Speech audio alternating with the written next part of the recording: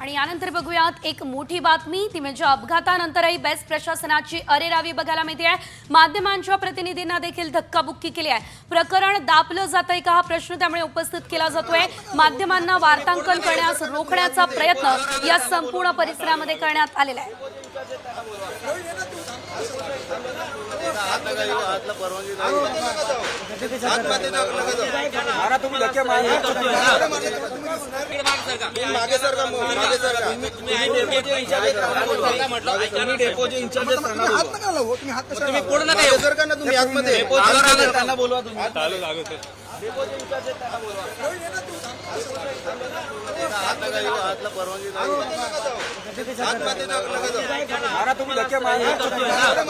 तर आपण हे सर्व दृश्य पाहतोय। खरं तर या ठिकाणी वार्तांकन करत असताना माध्यम प्रतिनिधींना धक्काबुक्की करण्यात आलेली आहे। त्यामुळे हे प्रकरण दाबण्याचा प्रयत्न केला जातोय का हा मुख्य सवाल उपस्थित केला जातोय। कारण या संपूर्ण प्रकरणामध्ये अनेक महत्त्वाच्या घडामोडी घडलेल्या आहेत। ते म्हणजे या ठिकाणी अगदी नवीन शिकाऊ चालकाला बस चालवण्यास देण्यात आलेली होती।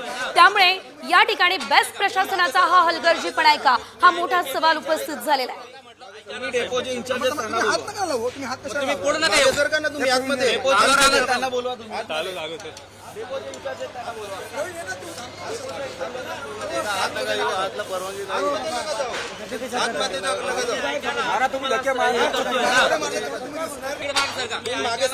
आपण थेट या संदर्भात अपडेट्स घेऊयात आमचे प्रतिनिधी सूरज मसूरकर यांच्याकडून। सूरज, तुम्ही स्वतः त्या ठिकाणी उपस्थित आहात, नेमकं काय घडलेलं आहे? या ठिकाणी बेस्ट प्रशासनाची अरेरावी बघायला मिळते।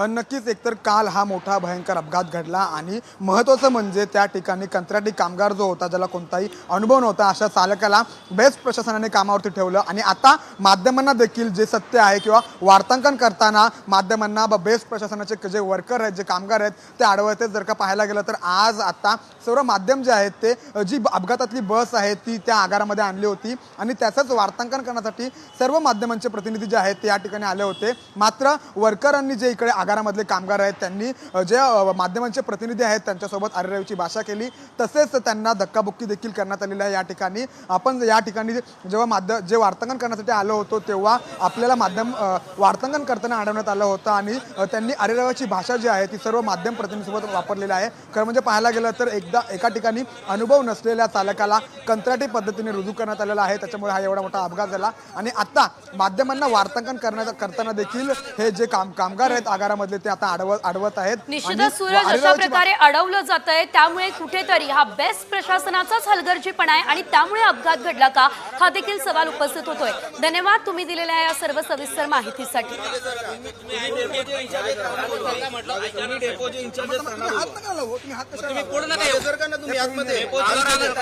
तुम्ही